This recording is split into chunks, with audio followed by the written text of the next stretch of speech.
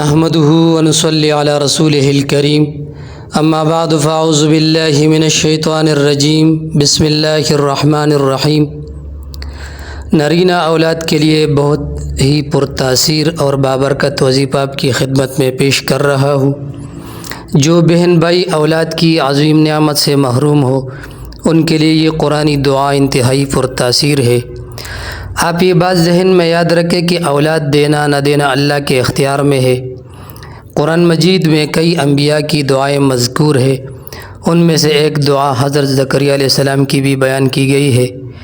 قرآن مجید میں سورۃ الانبیاء کی آیت نمبر 89 میں حضرت زکریا علیہ السلام کی دعا مذکور ہے۔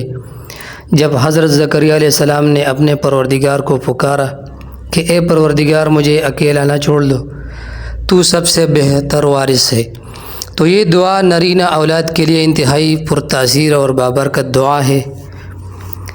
سورۃ الانبیاء کی آیت نمبر 89 میں جو دعا بیان کی گئی ہے اس کے کلمات، ابتدائی 4 کلمات آپ چھوڑ دیں، اس کے بعد رب لا تذرنی فردا وانت خیر الوارثین، رب لا تذرنی فردا وانت خیر الوارثین، جو آیت کے درمیان میں ہے، یہ میاں بیوی دونوں فرض نماز کے بعد 21 مرتبہ پڑھے، اور اس کے علاوہ چلتے پھرتے دونوں میاں بیوی کثرت سے یہ دعا پڑھے۔